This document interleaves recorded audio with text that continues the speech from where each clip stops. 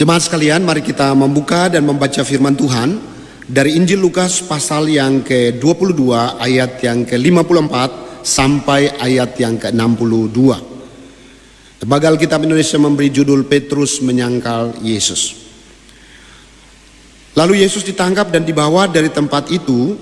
Ia digiring ke rumah imam besar dan Petrus mengikut dari jauh. Di tengah-tengah halaman rumah itu orang memasang api dan mereka duduk mengelilinginya. Petrus juga duduk di tengah-tengah mereka. Seorang hamba perempuan melihat dia duduk dekat api. Ia mengamat-amatinya lalu berkata, juga orang ini bersama-sama dengan dia. Tetapi Petrus menyangkal, katanya, bukan, aku tidak kenal dia. Tidak berapa lama kemudian seorang lain melihat dia lalu berkata, engkau juga seorang dari mereka. Tetapi Petrus berkata, bukan, aku tidak. Dan kira-kira sejam kemudian seorang lain berkata dengan tegas, sungguh orang ini juga bersama-sama dengan dia, sebab ia juga orang Galilea. Tetapi Petrus berkata, bukan, aku tidak tahu apa yang kau katakan. Seketika itu juga sementara ia berkata, berkokoklah ayam. Lalu berpalinglah Tuhan memandang Petrus. Maka teringatlah Petrus bahwa Tuhan telah berkata kepadanya, sebelum ayam berkokok pada hari ini, engkau telah 3 kali menyangkal aku.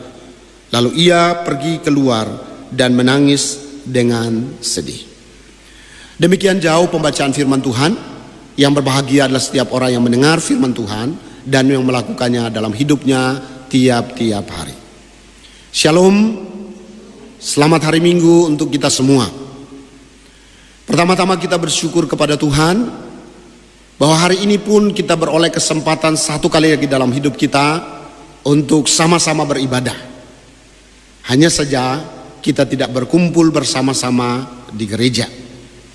Tema firman Tuhan yang akan kita renungkan bersama adalah kasih Tuhan lebih besar dari kegagalan manusia. Ada 2 hal yang kita akan sama-sama lihat dari tema ini. Yang pertama adalah kita akan melihat tentang kegagalan Petrus, dan yang kedua kita akan melihat bersama tentang kasih Kristus yang lebih besar dari kegagalan Petrus. Mari kita lihat hal yang pertama, yaitu kegagalan Petrus. Kita tahu bersama bahwa Petrus adalah orang yang menonjol di antara murid-murid Tuhan Yesus. Walau dia menonjol di sekitar perjalanan mengikut Tuhan dan melayani Tuhan, tapi dia pun mengalami kegagalan. Kita tahu bersama bahwa Petrus ini sebenarnya secara rohani dia sudah percaya. Dia sudah lahir baru. Dia sudah hidup baru. Ketika dalam Matius pasal 4 ayat 19 Tuhan memanggil mereka, mari ikutlah aku dan kamu akan kujadikan penjala manusia. Petrus yang tadinya pikirannya, hatinya, seluruh orientasi hidupnya kepada pekerja, dia berpaling, dia berbalik, dia tinggalkan semuanya, lalu dia mengikuti Yesus. Dan di dalam Lukas pasal yang ke-5 ayat yang ke-8, di sana ada sebuah pengakuan, Tuhan pergilah daripadaku karena aku ini adalah seorang berdosa. Petrus mengaku bahwa Yesuslah Tuhan, dan pasti dia sudah diselamatkan. Mengapa Petrus yang sudah percaya bisa menyangkal Yesus? Saudara yang dikasihi Tuhan, mari kita lihat ada beberapa hal yang menyebabkan Petrus akhirnya menyangkal Yesus. Yang pertama, walaupun dia punya keyakinan, pengakuan yang kuat bahwa Yesuslah Tuhan, Yesuslah Mesias, anak Allah yang hidup, tapi kalau kita cermati dalam Matius pasal 16 ayat yang ke-21, Alkitab berkata, sejak waktu itu Yesus mulai menyampaikan bahwa dia akan ke Yerusalem, dia akan menderita dan dibangkitkan pada hari yang ketiga. Apa yang terjadi dengan Petrus? Ayat yang ke-22 disebutkan di sana, ia menarik Yesus ke samping dan menegur dan berkata, Tuhan, kiranya Allah menjauhkan itu. Di dalam ayat 16 dia punya pengakuan yang luar biasa. bahwa Yesus adalah Mesias, anak Allah yang hidup. Tapi di ayat 20 dia menarik Yesus ke samping dan dia menegur. Kalau dia tidak tahu bahwa Yesus adalah Tuhan, lalu dia tegur, itu sesuatu yang wajar, namanya juga tidak tahu. Tapi yang terjadi adalah dia tahu kalau itu adalah Tuhan, tapi dia menegur. Biasanya Tuhan yang tegur manusia, tapi kali ini ada manusia yang tegur Tuhan. Maka apa yang disampaikan oleh Tuhan Yesus kepada dia? Ayat 23.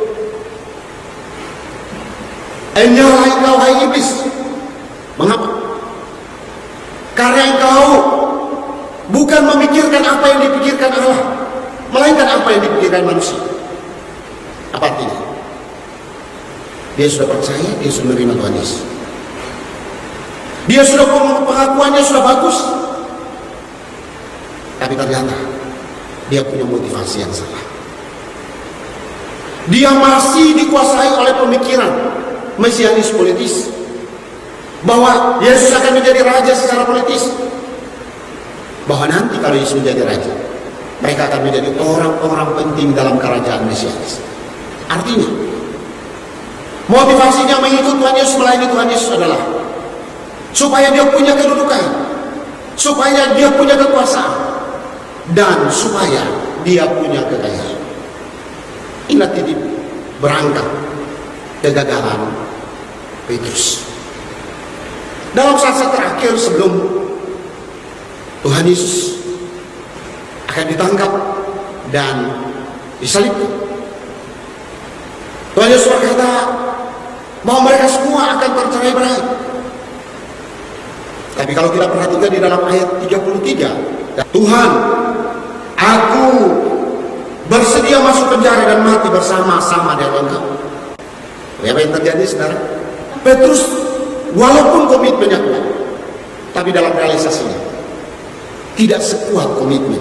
Mari lihat ayat 54. Lalu Yesus ditangkap dan dibawa dari tempat itu. Ia digiring ke rumah imam besar, dan Petrus mengikut dari jauh.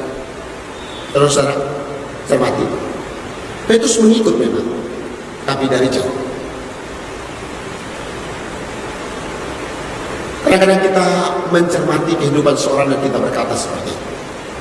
Orang ini pengikut, dibilang pengikut Yesus, ternyata bukan. Dia jauh dari Yesus. Dibilang dia bukan pengikut Yesus, ternyata dia pengikut Yesus. Inilah yang disebut dengan suam-suam. Inilah yang disebut dengan Kristen perbatasan. Inilah yang disebut dengan Kristen abu-abu. Terus orang yang dikasih Tuhan, Petrus akhirnya menyangkal Yesus karena walaupun komitmennya sangat kuat, tapi dalam kenyataan hidup dia memiliki kehidupan yang tidak sungguh-sungguh. Saudara, kalau kita punya kehidupan yang abu-abu, kita punya kehidupan kekristenan yang suam-suam, maka satu ketika waktu kita berhadapan dengan kesulitan, kita akan menyangkal Yesus. Maka supaya kita tidak menyangkal Yesus, kita harus memiliki langkah tindakan yang tegas, setegas komitmen yang ada. Jangan sampai kita punya komitmen, tapi kita tidak punya komitmen sama komitmen kita. Terus yang dikasih oleh Tuhan Yesus, apa yang terjadi? Kalau motivasinya sudah salah, apa yang terjadi? Kalau dalam langkah kehidupan kita mengikut Tuhan, kita tidak sungguh-sungguh, ketika tantangan datang, maka kita akan dengan cepat menyangkal Yesus. Kalau kita cermati mulai dari ayat 55 sampai ayat yang ke-60, ada 3 kali orang bertanya, engkau salah satu di antaranya yang menyangkal. Pertama, kedua, ketiga. Malah di bagian yang lain dalam Injil yang paralel, di sana Petrus berkata sambil bersumpah bahwa dia tidak kenal. Orang-orang mengenal dia sebagai pengikut Yesus. Tapi dia sendiri menyangka kalau dia itu pengikut Yesus. Mengapa seorang menyangkal Yesus? Karena dia tidak siap untuk menerima sebuah kesulitan sebagai harga yang harus dia tanggung untuk mengikut Yesus. Kalau kita mencermati dalam sejarah kita, dalam sejarah gereja, bahkan sampai saat ini, tantangan dan kesulitan sebagai bagian atau harga untuk mengikut Tuhan Yesus dapat saja terjadi dalam hidup kita semua, dan siapapun bisa menyangkal Yesus. Akan tetapi dengan belajar dari kegagalan Petrus, maka kita bisa belajar bagaimana supaya kita bisa memperkuat kehidupan rohani kita. Tapi seandainya seseorang menyangkal Yesus, apa yang harus dilakukan? Dari bagian yang kedua kita melihat tentang kasih Kristus ternyata lebih tinggi dari kegagalan manusia. Petrus sudah gagal. Dan sebenarnya Bapak Ibu, ketika seorang gagal, maka inilah kesempatan terbaik bagi iblis untuk masuk dan mengintimidasi kita. Dia akan dengan leluasa berkata, kamu sudah gagal, untuk apa kamu berdoa lagi? Kamu sudah gagal, untuk apa kamu baca Alkitab? Kamu sudah gagal, untuk apa kamu ke gereja? Untuk apa kamu melayani Tuhan? Kamu sudah gagal, kamu sudah gagal. Lain dengan iblis, lain dengan Tuhan kita. Ayat 61 berkata begini, lalu berpalinglah Tuhan memandang Petrus. Ada dua kata yang menarik untuk kita cermati di situ. Kata-kata yang menunjukkan kasih Tuhan yang hebat itu. Kata yang pertama adalah kata berpaling. Tuhan berpaling pada Petrus. Petrus sudah berpaling dari Tuhan. Dia sudah menyangkal Yesus. Tapi Alkitab berkata, Yesus berpaling kepada dia. Saudara-saudara yang dikasihi Tuhan, Allah selalu mengambil inisiatif pertama untuk membawa kita kembali kepadanya. Ketika engkau gagal, Roh Kudus tidak tinggal diam. Dia akan bekerja dari dalam hatimu, bekerja untuk menginsafkan engkau, bekerja untuk menyadarkan engkau. Supaya apa? Supaya engkau kembali kepada Tuhan Yesus. Bukan kita yang pertama datang kepada Tuhan, tapi Tuhan yang pertama datang pada kita. Kita punya Allah yang selalu merindukan supaya kita bangkit dari kegagalan. Dia tidak mau kita terus berada dalam kegagalan, hanyut, tertidur, mati, dan binasa. Dia mau supaya kita bangkit lagi. Saudara-saudara, mungkin ada yang sementara gagal. Alkitab sementara berkata kepada saudara, Allah berpaling kepadamu. Dan dia tidak hanya berpaling kepadamu. Cermati ayat yang ke-61 selanjutnya. Yesus memandang Petrus, sebuah pandangan yang di dalamnya seakan Yesus berkata, engkau menyangkal aku, tapi aku tetap mengasihimu. Kasihku tidak terbatas karena engkau menyangkal aku. Aku mengasihimu. Semua